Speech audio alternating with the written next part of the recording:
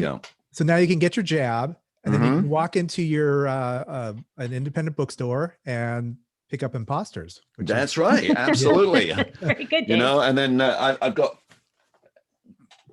one of the editing copies of it here. Oh, that's exciting. There we go. That was I've been through it so many times, but it's kind of cool. How did you like? You know, I don't know if you managed to finish it, but how did you like it? I'm in the middle. I'm reading it as fast as I possibly can, and I love it. But I thought that it was I mean, it reads like a novel, obviously, but it's I'm maybe in the first 100 pages, Mike Evans' story.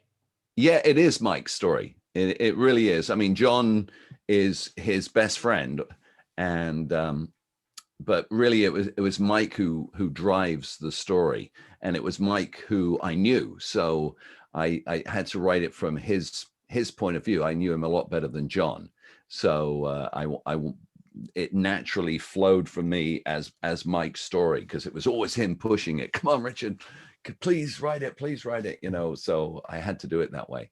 Yeah, that's what you laid out in chapter 1, is basically what it's actually how the story came to fruition. You know, it's weird. Did you want to have that as chapter 1? It seemed kind of, it was kind of weird to me in a way. It wasn't the introduction. This was the start of the book. Yeah, I didn't want to do it as an introduction. I thought, you know, so many people had, particularly if they grew up with K-Rock,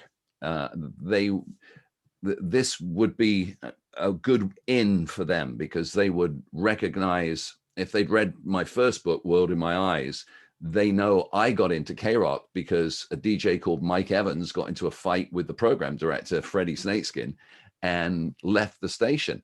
And so I took Mike's place. And over the years, normally when that would happen, Mike would hate me.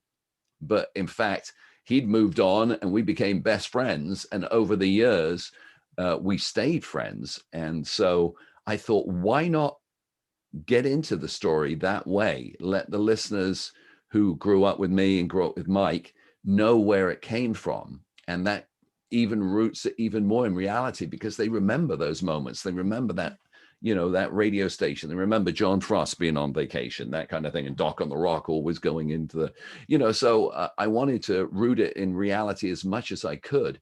And I thought, you know, if I'm telling a true story, let's say where it came from. And so I opened it up that way.